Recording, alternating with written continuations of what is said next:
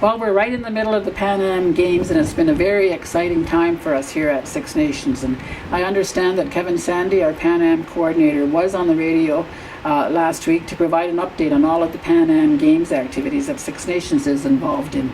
As I said, it is an exciting time not only for our community, but for all the athletes who are participating. I want to thank Kevin and his team for all the hard work that they have been doing for the past little while and continue to do to ensure that Six Nations is involved in these games and it has recognition. I also want to point out that One Acorn Miller, whose father is from Six Nations, is the assistant chef de mission for Team Canada, and that Carrie Lee Thomas, also from Six Nations, is on the Team Canada women's softball team. We're proud of both of them and wish them all the best. I was in Toronto last week, the last couple of weeks actually, taking part in a number of Pan Am Games activities, including the Pan Am Sports Organization Assembly. I also took part in the welcoming ceremony for Team Canada, which took place at the Athletes Village on Wednesday, July 8th.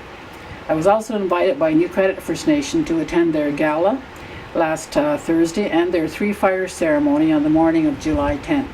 Of course, the highlight was to represent Six Nations in the Box of Honor at the opening ceremonies that were held on Friday, July 10th. We were also represented by some of our dancers and singers in the opening segment of those ceremonies, and DJ Shub, who is also from Six Nations and a former member of a tribe called Red, provided music during the opening ceremonies. So we had a lot of Six Nations present in those prestigious ceremonies. And on Saturday, July 11th, I greeted the Lieutenant Governor of Ontario, Elizabeth Dowdesdall, as she visited the Tom Longboat statue that was done by Dave General, and which is currently located at Canada Square at Harbourfront. Dave was also on hand to talk to the Lieutenant Governor about the statue.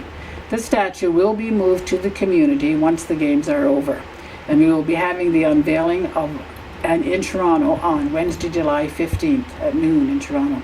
Any community members who are able to attend would be welcome. In addition, the Aboriginal Pavilion officially opened on Thursday, July 16th.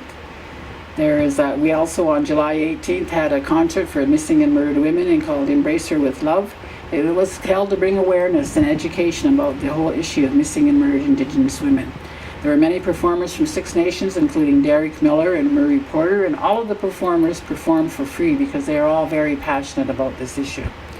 A number of Six Nations artists and athletes will also be performing at a number of venues throughout Toronto and at Six Nations during the Pan Am Games. Some of them are Santi Smith and her Kahawi Dance Theatre, Derek Miller, Mary Porter, Logan Stotts, and in addition to a number of our lacrosse players. We will also be hosting a reception to honor our sponsors, and there will be another festival on July 24th at Chiefswood Park just before the Grand River Champion of Champions powwow, which is held on July 25th and 26th, and the closing ceremonies for the Pan Am Games will be on July 26th, and again I will be sitting in the Box of Honor along with the other dignitaries. We had hoped to have the women's soccer team from Ecuador come to our community to practice. Despite indications that they would do so, we did learn that due to transportation, security, and insurance issues, they are unable to make it. It's really unfortunate, but we are still working on whether we can provide them with some of our cultural activities either here in the community or in Hamilton where they are being accommodated.